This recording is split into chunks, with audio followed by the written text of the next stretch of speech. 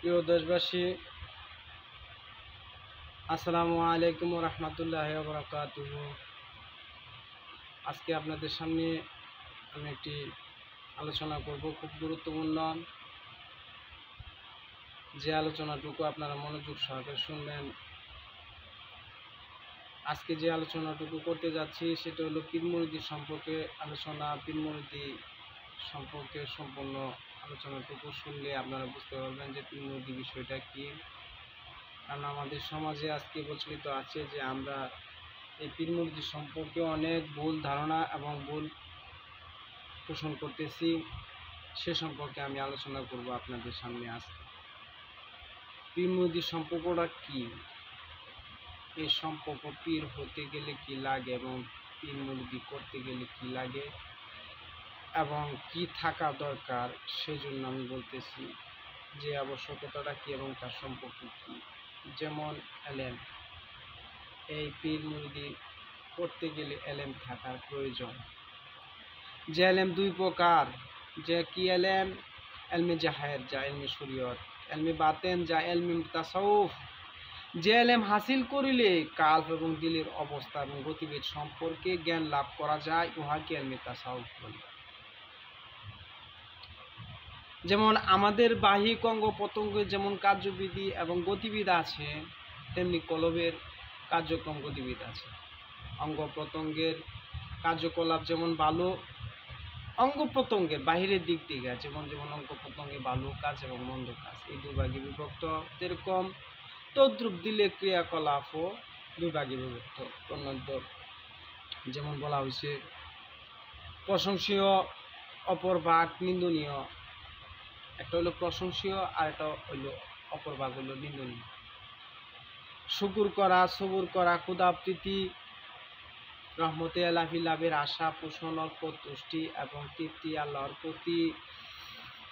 আল্লাহর প্রতি উচ্চ ধারণা পোষণ, দানশীলতা, বিনা ভাব, সকলের প্রতি ভালো ধারণা রাখা, আল্লাহর মারফত সম্পর্কে ধ্যান করা, কুলুসিয়াত অর্থাৎ একমাত্র আল্লাহর সন্তুষ্ট লাভের নিয়তে কোনো নেক কাজ করা, পরজীবনের উহার পাথে সম্বয় এবং সঞ্চয়ের ফিকির করা থাকা এবং নেক কাজ করিয়া আনন্দিত বা মন্দ কাজ করিয়া ফেলিলে তনুজ অনুতপ্ত হওয়া ইত্যাদি প্রশংসনীয় কাজ। এরকম তদ্রূপ পক্ষান্তরে অদৃষ্টের প্রতি বেজার থাকা এবং আল্লাহর আজব সম্পর্কে নির্ভীক হওয়া, কাহারও প্রতি হিংসা, ঈর্ষা, দুশ্মনী পোষণ করা, নেতৃত্বের এবং কর্তৃত্বের লোভ করা এবং ধন দৌলতের মোহে মত্ত হওয়া, কোনো বিষয়ে লোভ রাখা, মনের ভিতরে লোভ লালসা রাখা, পার্থিব সুখ সম্ভোগের নিয়তে দীর্ঘায়ু কামনা করা, অহংকার, আত্মগর্বিতা, পরের অনিষ্টি চিন্তা করা, ধনী লোককে তাহার ধনের কারণে সম্মানী। যেমন আমাদের সমাজে আছে অনেকেই, যেমন ধনী লোককে কেউ সম্মানী করে তার ধনের জন্য, যেমন কিন্তু ধনের কারণে সম্মানী, এবং গরিব লোককে তাহার দরিদ্রতার কারণে তাকে খুবই নিম্নময় মনে করা এবং নিম্ন মনে করা। বেহুদা কাজ লইয়া মাথা কামানো, আমরা সমাজে অনেকে আছে অনেক কাজ নিয়ে আমরা অনেক সময় মাথা কামাই, মাথা নষ্ট করে ফেলি।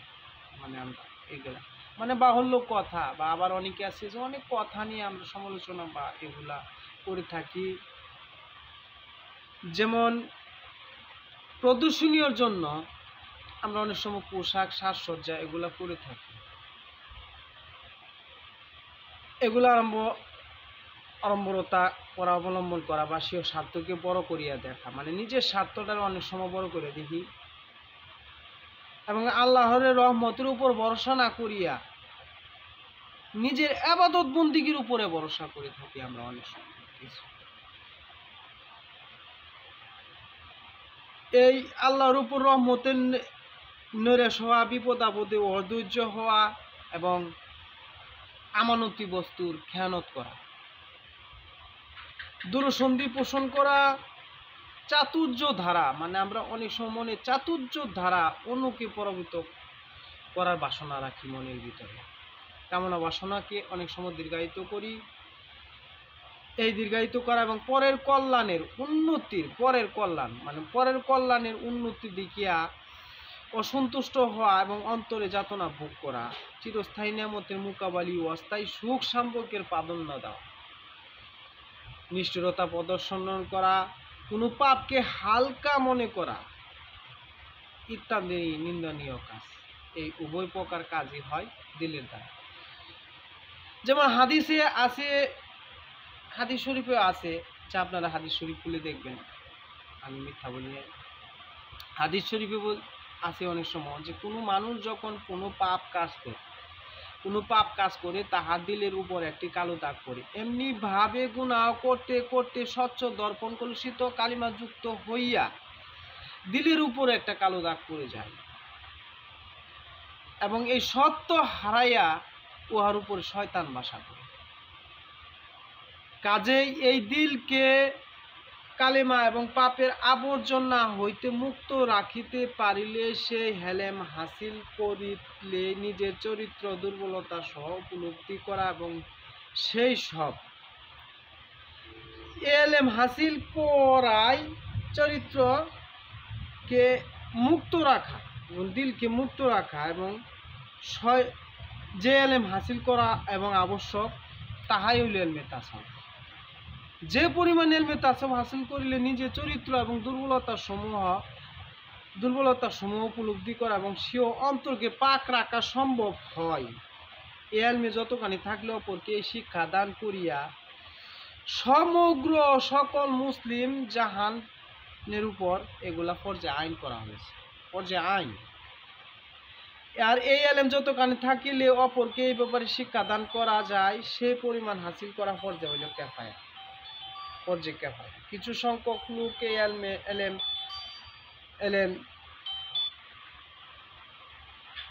এলেম হাসিল করিলে সমগ্র মুসলিম জাহানের উপর দায়িত্ব অব্যাহত থাকে।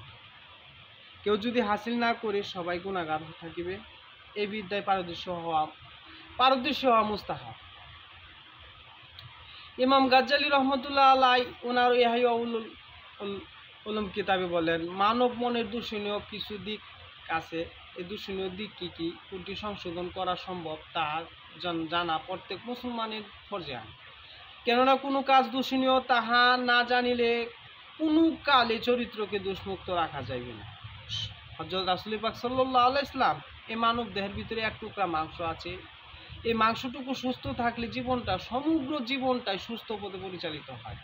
এই মাংসপিণ্ড যদি অসুস্থ থাকে তাহলে রোগাক্রান্ত হইয়া সকল জীবনের যা কিছু আছে সমস্ত কিছু বিনষ্ট হইয়া যায় এবং পঙ্গু হইয়া যায়।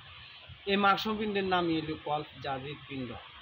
অন্ততপক্ষে নিজ কালবে সুস্থতা এবং অসুস্থতা সম্পর্কে পুরোপুরি জ্ঞান প্রত্যেকেরই থাকা উচিত। হযরত ইমাম মালিক রহমতুল্লাহ আলাই উনার মুহাত্তা গ্রন্থে বলেন, যে ব্যক্তি শুধু জাহিরি এলেম হাসিল করিল অথচ এলমে তাসাউফ শিখলো না, সে ফাসিক। আর যে শুধু এলমে তাসাউফ শিখলো অথচ এলমে শরীয়ত শিখলো না, সে জিন্দিগি বেয়াদী। আর যে ব্যক্তি এলমে জাহির এলমে তাসাউফ বাতিন উভয়টি শিক্ষা করিল তাহাকে মুহাক্কিক সত্যিকারী জ্ঞানী বলা হয়। জাহিরি এলেম দ্বারা যদি জাহিরি সমাধান হয়, কিন্তু বাতিনি এলেম ছাড়া বাতিনি রোগের চিকিৎসা করা অদপর সম্ভব নয়। এজন্য সারা মুসলিম জাহান সকল বড় বড় আলেমগণ তারা কোনো না কোনো তাসাউফপন্থী বুজুর্গগণের খেদমত করিয়া এলমে তাসাউফ অর্জন করিয়াছে। যদি এলমে তাসাউফ ছাড়াই কামেল বা পূর্ণাঙ্গ মুমিন হওয়া যেত, তাহলে অনেক ইমাম যারা আছে, ইমাম আবু হানিফা, ইমাম হাম্মান, শিবলি, গাজ্জালি, নজমি কুবরা, বাহাউদ্দিন নকশবন্দি, মঈনুদ্দিন চিশতি, আব্দুল কাদের জিলানি, শাহাবুদ্দিন সৌরাদি, আরও অনেকেই আছে যা আমি সংক্ষেপে বলতেছি। তারা এই এক একজন অনেকেই শরীয়তের দিকপাল ছিলেন, কিন্তু এলমে তাসাউফ হাসিল করিতে না বা তাহার কোনো যুগ ধরিয়া সকল মুর্শিদের খেদমতে থাকিয়া ওনারা এলমে তাসাউফ অর্জন করিয়াছে। এলমে তাসাউফ অধিকার বা তরিকতপন্থী ছিল। শেখ ফরিদ 36 বছর পীরের পথ সেবা করিয়াছেন, সে শেষ পর্যন্ত সেও অমূল্য সম্পদ তার চক্ষুটি তার পীরের সম্পাদনে নির্বিকার চিত্তে অবলম্বন করিয়াছেন। এমনি ইব্রাহিম আদাহাম বলকের বাসায় মাতা পদকাত করিয়া ফকির অবলম্বন করিয়াছেন। এমনি কারো কত জ্ঞানী গুণী প্রভাবশালী ব্যক্তি আজকে আলাইয়ের অমৃতি সুধা পান করার জন্য শেষ পর্যন্ত মারিফত হাকিকত লাভ করিয়া চরম সাফল্যের অধিকারী হন। তারা সমস্ত বিসর্জন দিয়া সুখ সম্পর্ক ছিন্ন করিয়া আল্লাহর রাহে সমস্ত কিছু পাওয়ার জন্য তারা এলমে হাসিল করিয়াছেন, এলমে তাসাউফ হাসিল করিয়াছেন। যদি এলমে তাসাউফ ছাড়া শুধু কিতাবী বিদ্যা দিয়া যদি আল্লাহর মারফত হাসিল করিয়া যাইত,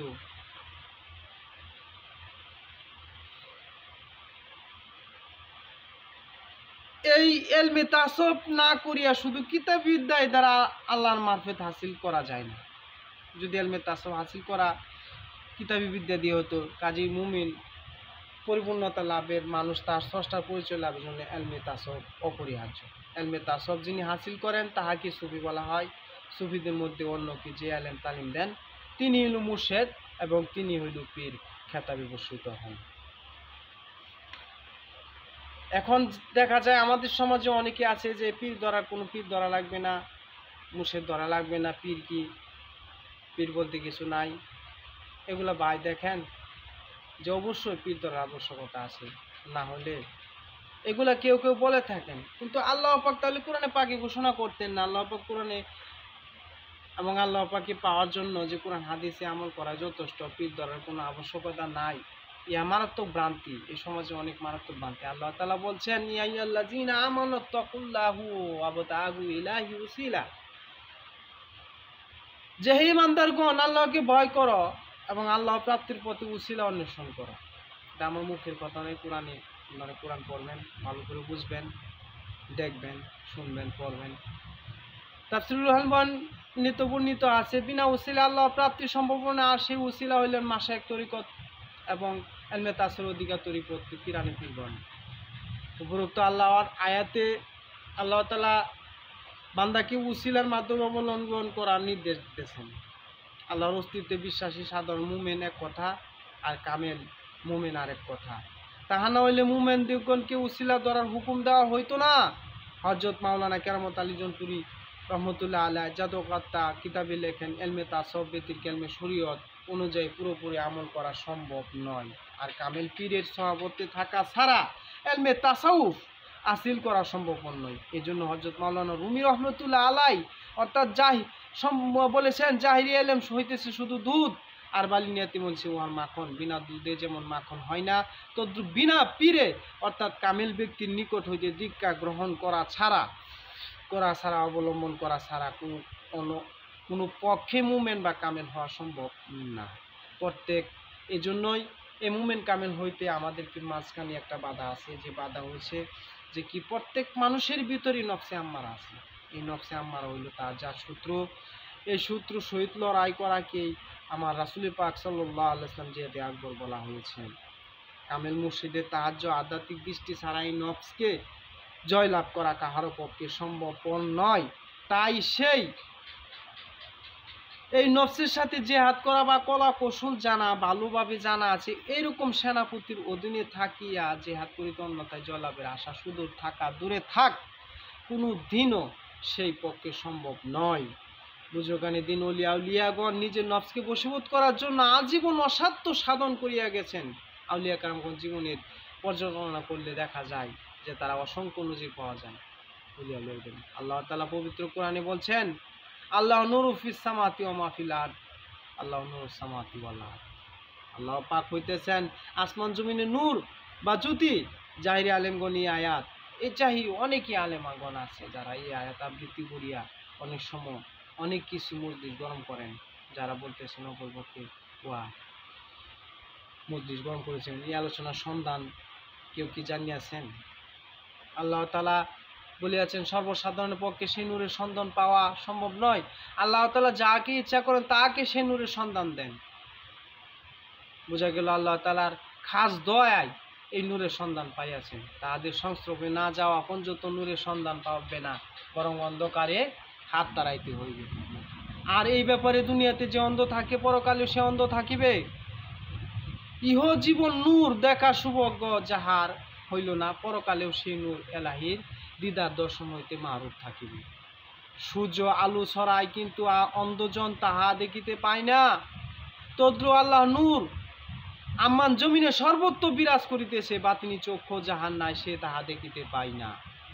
কাজে চোখ থাকিয়াও সে অন্ধ, একমাত্র কামেল পীরের ন্যাক নিদৃষ্টির মাধ্যমে সে অন্ধত্ব গুছিয়া দিব্য চোখ লাভ হইতে পারে। আল্লাহর অস্তিত্বের প্রতি আমাদের ইয়াকিন বা বিশ্বাস আছে বলিয়া আমরা মুমিন বা বিশ্বাসরূপী পরিগণিত, কিন্তু ইয়াকিনেরও 3টা স্তর আছে।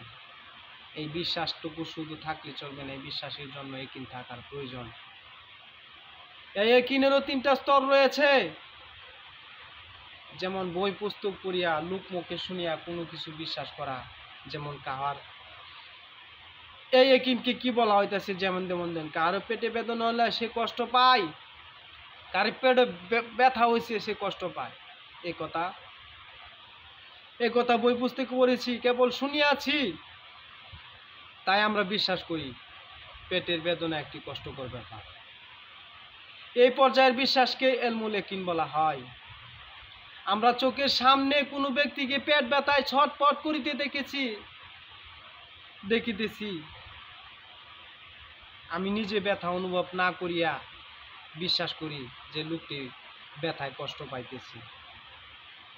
এই পর্যায়ের বিশ্বাসকে আমরা আইনুল ইয়াকিন বলি।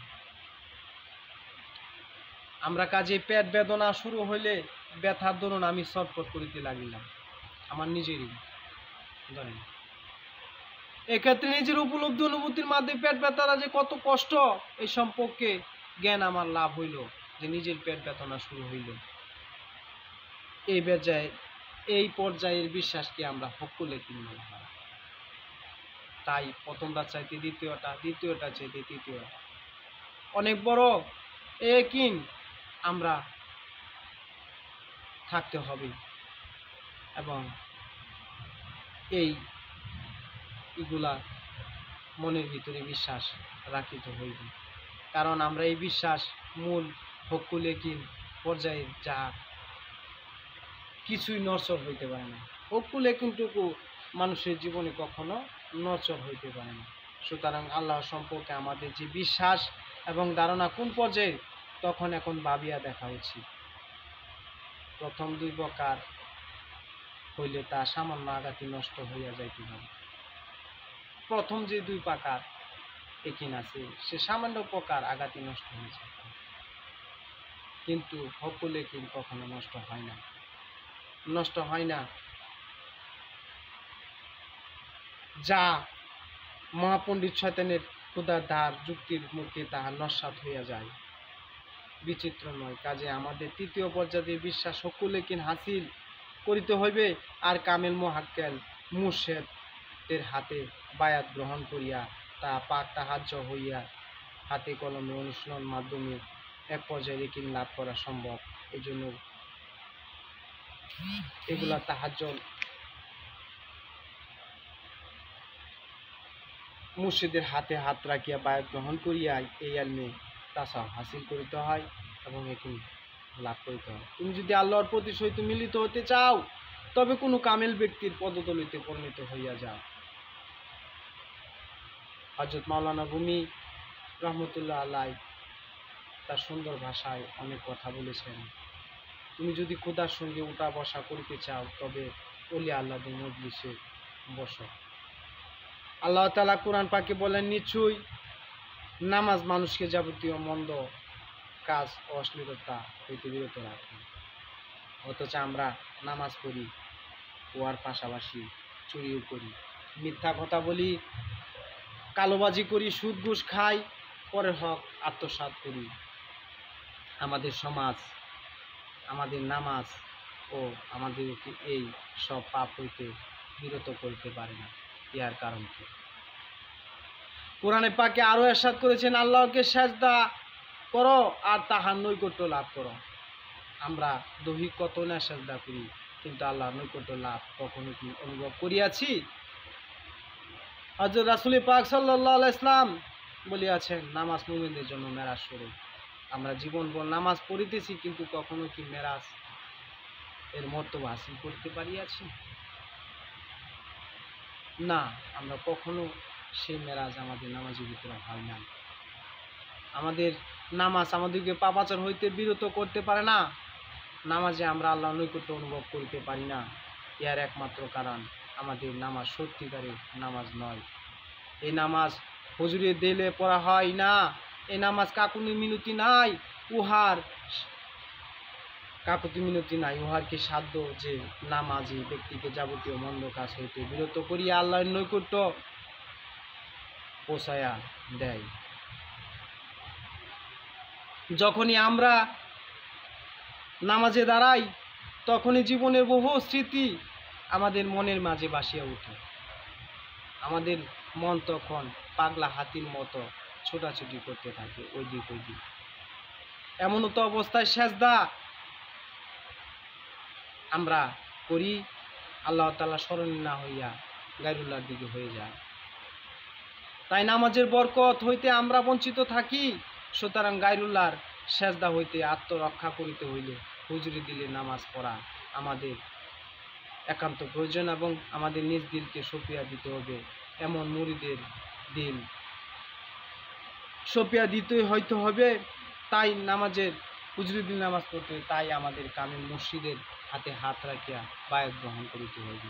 সেই আমাদেরকে এই নামাজের ফয়েজ বরকত এবং পাওয়ার জন্য আমাদের নিজ নিজ দিলকে তাদেরকে সঁপিয়া দিতে হইবে, এবং আমাদের দিলকে এই দিলের মুরিদের দিলের মুখে লাগাম লাগাইয়া সমস্ত দুনিয়া বা খেয়াল হইতে উহাকে ফিরাইয়া রাখিয়া নামাজের মধ্যে একাগ্র চিত্তে করিয়া রাখিতে সক্ষম হইবে। যিনি কোনো কামিল মুর্শিদের সাহায্য নেন নাই, তার পক্ষে এ কথা বোঝা এবং তাৎপর্য উপলব্ধি করা অসম্ভব। তাই আমি যত তরিকতপন্থী এবং পীর পীরানীগণ এবং সমগ্র দেশবাসীদের উদ্দেশ্যে বলতেছি যে আমরা অতঃপর কামেল মুর্শিদের সাহায্য ছাড়া, পীর পীরানীগণের সাহায্য ছাড়া আমরা কখনো ওই এলমে শরীয়ত, এলমে মারিফত এবং এলমে তরিকত, এলমে হাকিকত হাসিল করা অতঃপর সম্ভব নয়। কারণ তর্কে অনেক দূর, বিতর্কে অনেক দূর। আমরা তর্ক না করি, বিতর্ক না করে আমরা এই সমাজটাকে সুন্দরভাবে আল্লাহর শপথে নিবৃত্তে যেন আমরা সুন্দরভাবে এই সমাজকে গড়ে তুলতে পারি, মুক্ত করতে পারি, এবং আমরা আল্লাহর নৈকট্য হাসিল লাভ করতে পারি, এই জীবনকে সুন্দরভাবে গঠন করতে পারি, সেটা আমাদের কাম্য। কারণ ওলিয়া আল্লাহর সকল গুণাবলীতে গুণান্বিত হওয়া আমাদের একান্ত কর্তব্য। তাহাদের চরিত্র কুসুম হইতেও যে সুবাস ছড়ায়, তাহা হইতে গুরুতর পাপী ব্যক্তির অন্তর সুঘ্রাণযুক্ত হইয়া ওঠে। মহৎ লোকের সংস্রবে থাকিলে বদলোকও ধীরে ধীরে সৎ হইয়া ওঠে।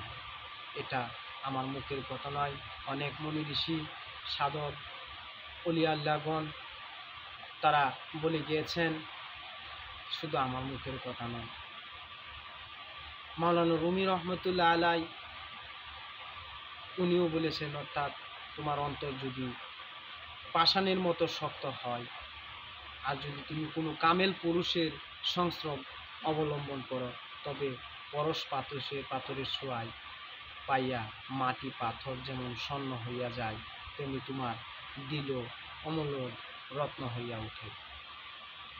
এই জন্য মাওলানা রুমি অন্য ভাষায় আবারও বলেছেন, সে সৎসঙ্গে স্বর্গবাস, অসৎসঙ্গে সর্বনাশ।